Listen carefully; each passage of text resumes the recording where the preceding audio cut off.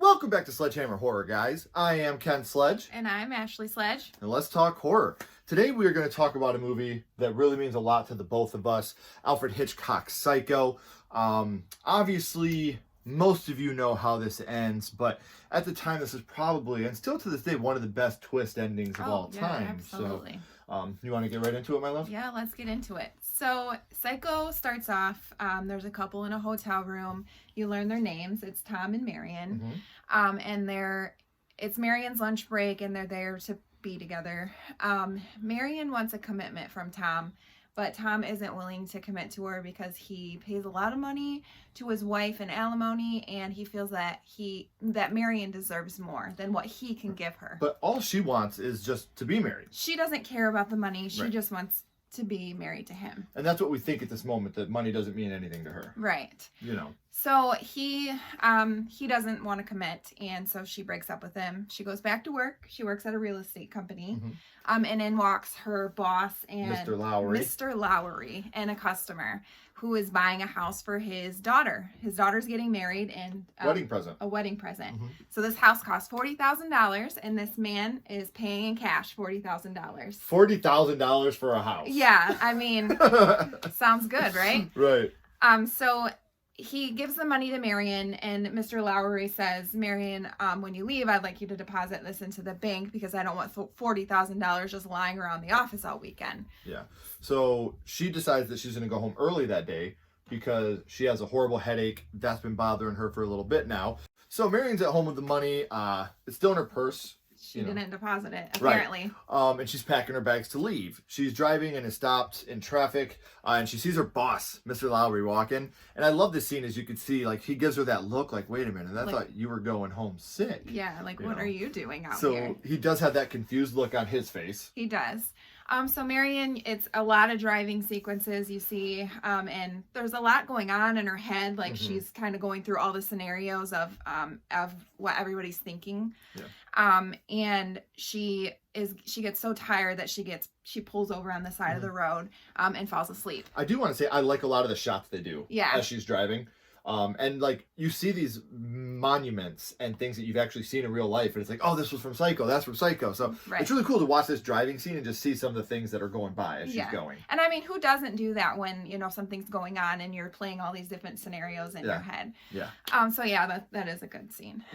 So she's on the side of the road, she's sleeping, and an officer pulls up behind her, and he gets out, knocks on her window, and is like, is there a problem? Like, there's a lot of motels in the area. Why are you sleeping on the side of the road? And this is such an awkward scene. It really is, because she's so nervous because, and he's like, is there something going on? Because she's acting so nervous, and she's like, no, I'm just in a hurry. Do I act like there's something wrong? And he's like, yeah, you actually do. So that's another thing that I love about this scene too, is just how awkward it is.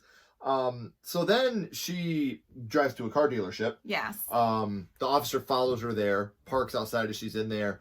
And I love this scene because she's literally just like, I don't give a shit. Yeah, like she wants to trade in her car. Like, let's just get this done. And even the dealership guy's like, you don't want to test drive it first? Yeah. He's like, I've never had someone push the salesman like this. Usually it's the salesman pushing you. I love that she pays $700 in cash for a brand new car. Which she trades hers in, but then only $700. Right. And that's like a big deal. When he's talking to the officer, like that's the biggest thing. Yeah, this lady had $700 in cash that she was just willing to give to me. And I love that when she leaves in the new car, it's pouring down rain. Another shot that you and I both love, she's driving and she's trying to see through the rain. And that's when you get the glimpse of the Bates Motel, and you see the sign right there, Bates Motel, as the windshield wipers are going. I love that.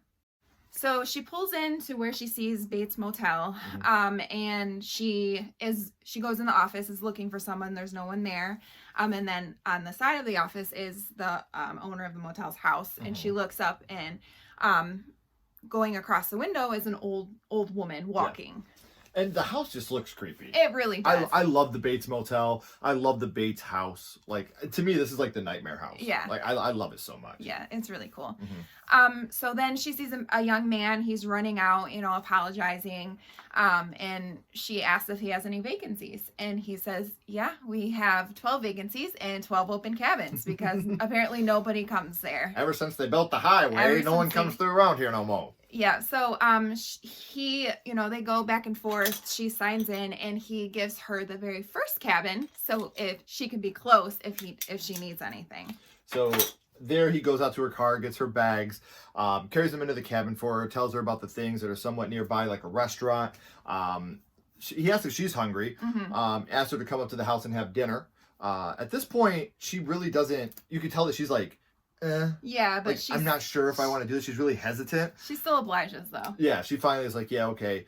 Marion is unpacking, looking for somewhere to stash the money. She still has the $40,000 in cash, which at this point is $3,300 in cash. Right, because she spent $700. She rolls it up into a newspaper and puts it in the desk.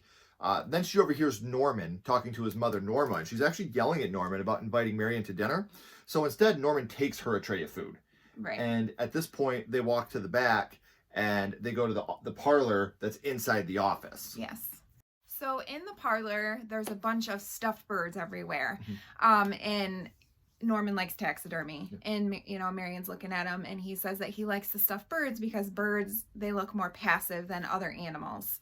And Marion is, kind of confused and says, Norman, do you ever go out with friends or anything? Well, a boy's best friend is his mother. I love that line. This is one of my favorite lines in the whole movie. And to be honest with you, this sequence right here, this whole conversation, this dialogue piece between these two is one of the high points of the whole film. It really is. I like how he tells her that his mother's ill from not only losing his dad, but losing her lover as well. It was too much for her to handle. So she's gone a little bit mad. And Marion just asked, why don't you put her somewhere? And then Norman, what, an institution? Yeah. Have you been inside of one of those places? And like, I love how snappy he is. Anthony Perkins in this whole scene, he's like, what would you know about love or loss? Like the whole thing, like he's such an asshole, but he's passive and everything he says is so true. So I do love that. And, he said to her, she needs me. Right. And then he says, yeah, she's mad. But then right here, we get another great, great line delivery that we all know. We all go a little mad sometimes. So Marion has had enough with this conversation, and she goes back to her room. And it pans back over to Norman. He's still in the parlor, and he moves a picture frame over, and there's a peephole there, and he's watching her get undressed. And he ends up going back to the house, and she gets into the shower. And then you see a shadow of an old woman, in the shower curtain. And then all of a sudden it opens and she starts stabbing Marion. And then you see all this blood flowing down into the drain, and Marion falls over. And then it's a couple of seconds you see her falling, and then you hear Norman, oh God, blood, Mom, because obviously his mom walks back in with blood all over him. So he runs out down to the cabin, and he sees Marion's dead body, and he's a little taken back by it. Oh, yeah. And so at this point, they go into the office, gets a bucket and mop, and he starts cleaning up the blood. And another great montage. Just this whole scene of watching him clean the blood is another very iconic scene. And a movie that's filled with iconic scenes. This is another one, because even though it's in black and white, you can really, really tell that this is blood that he's cleaning up. This is another shot that I really, really love. Oh, yeah. Well, Norman ends up taking Marion's body, and he puts it in the trunk of her car. He gathers up all her belongings, including the $3,300 in cash. Yes. Or $33,000 in cash. $3,300. Yeah, $33,000. In the newspaper, puts it in the trunk with her. He pushes the car into the swamp, and he watches it go down. A couple days go by, and Marion's sister, Lila, she comes, and she's asking to Sam's shop. Sam was the guy from the beginning, who is Marion's boyfriend. Who we're assuming that Marion was going to find with her $50,000. Well, what I thought about this is she was going to go pay off the ex-wife. Here's this money. Now I can have him. Now I can have him, because the money doesn't mean anything to me. Right. Well, now she goes to Sam's shop looking for him, Lila, and she's like, where's my sister? Sam's like, I have no idea what you're talking about. A private investigator walks in, and he tells him, this is where you find out he knows Marion stole this money. And he thinks that she's hiding. He thinks that Sam's hiding her. And he's like, I know that she's here. I'm in town. I'm going to find her. Well, he's trying to retrace her steps. And he goes back to the Bates Motel. And he goes in, and he's talking to Norman. And he's like, have you seen this woman? And he's like, no. Norman's being really dismissive, trying to get him out of there. No one's been here in weeks. Yep. And this is where you get the private investigator pulling out the logbook to try to go through the logbook and see who has been there the whole time. So the detective is going through the logbook, and he sees an alias, and he believes it to be Marion. And at this point, he's confused because, Norman had told him no one had been there in weeks, and this was less than a week ago that she had signed in there. And so at this point, he doesn't believe Norman because Norman's acting nervous, and he keeps backtracking, and, he's stuttering, sweating, definitely looks guilty as hell. He really does. So the detective looks up at the house, and he sees a woman, and he says, well, maybe he wants to talk to her. He says, is there anybody home? And Norman says, no, nobody's home. And he was like, I just seen a woman in the window. And he was like, well, that's my mom. That's my mother. He doesn't say mom. No, He says mother. No. And he says, well, can I talk to your mom? And Norman was like, no, you can't. And he wants him to leave, and he's not going to allow him to talk to his mom. At this point, he's pretty much asking for a warrant, or you got to leave here because you're not a cop. The detective calls Lila and says he's going to go back to the motel and talk to Norman's mother because something just isn't adding up. The detective goes back, walks into Norman's house. He goes up the stairs. Another iconic shot. You get Norma running out of the room and stabbing him in the face. And this is where you have the detective falling back down the stairs. Love that shot. Me too. I think this is a very important scene, not only in this film, but in the history of film, to be honest with you. And I'm not trying to blow smoke here, but when I talk to people, the aerial shot and then the steady shot of him going down the stairs, it's another whole scene that gets talked about a whole lot. So the importance of this scene, not just for this movie, but in movies that would follow it, I think is super important. Oh, yeah, absolutely. So it pans back to Lila and Sam, and Lila's getting worried. The detective hasn't come back yet. It's been quite some time. He was supposed to come back with the information. She says, I'm going to go to the motel myself. And Sam's like, no, I'll go. So Sam goes to the motel. He's calling the detective's name, and they can't find him. So he goes back to Lila, and he says that he's not there. And she's like, well, we're going to go to the sheriff.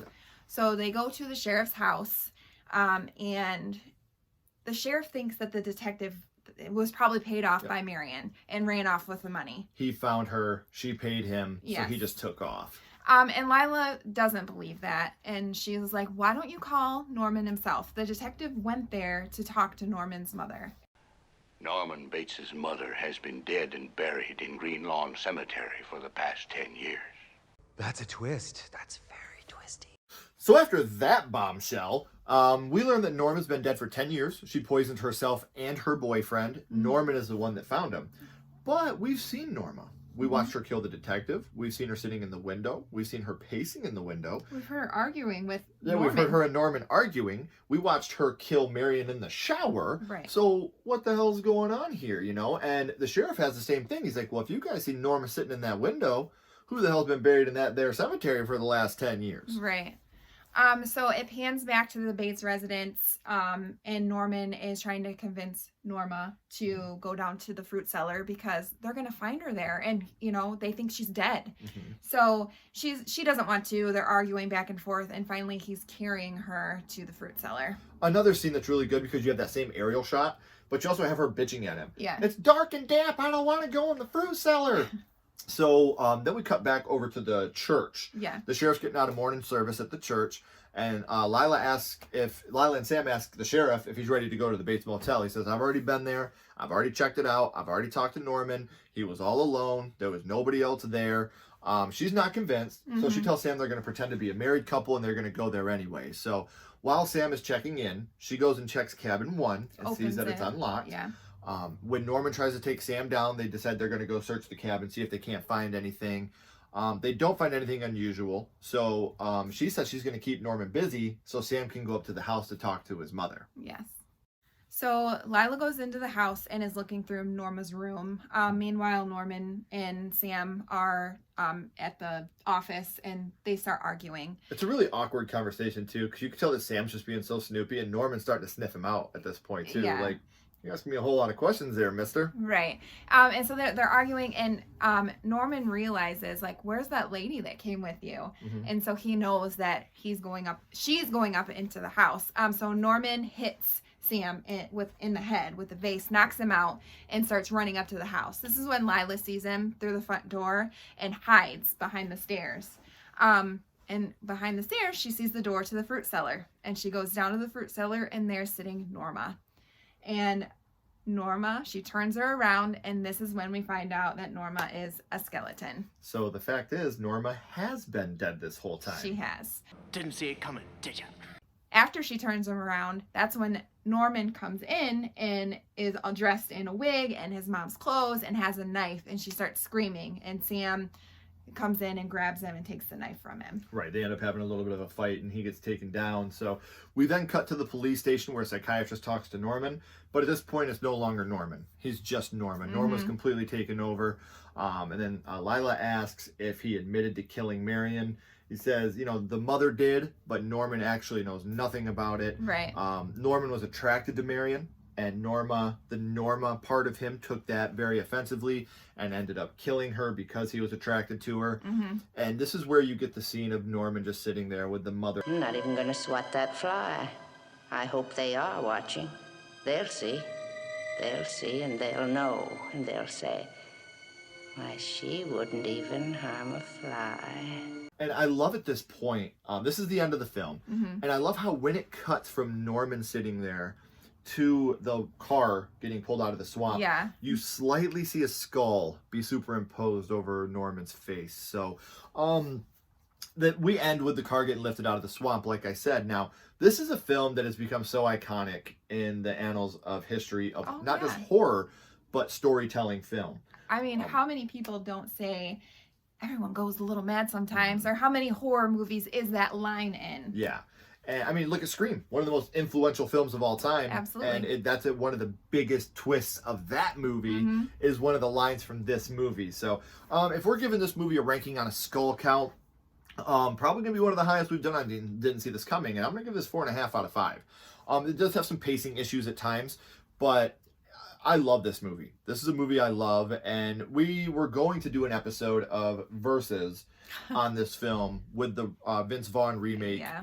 There's no reason. It's the same film. If you've seen the first one, you've seen that one. Yeah. And I hear people say that the Psycho remake's one of the worst movies ever made. How could it be? It's the same thing. It's just different characters. Yeah. And I think Vince Vaughn does a great job in that movie as Norman Bates. He's no Anthony Perkins. He does what he can. Right. But overall, I'm going to give this 4.5 skulls out of 5. What would you give it, my love? I'm going to give it a 4. I should give it a 5 if it was in color. I don't hate the color. The only part I hate about color, black and white, is you don't know if it's day or nighttime, in my opinion. So that throws me off a little bit. But other than that, it's a great movie. So influential. It's so influential, and it's one that everybody has probably seen in their lifetime. And if they haven't, they need to. Absolutely. So we do want to thank you guys so much for coming and hanging out with us. If you haven't already, hit that like button, hit that subscribe button. We'll be doing one Didn't See That coming a month, one Versus a month on top of the 30 My First Horror movies that we do every month, as well as our live videos. And we really appreciate you guys stopping out with us. As always, I'm Ken Sledge. And I'm Ashley Sledge. Keep talking horror. Stay who you are. And we'll see you guys soon. Bye, guys.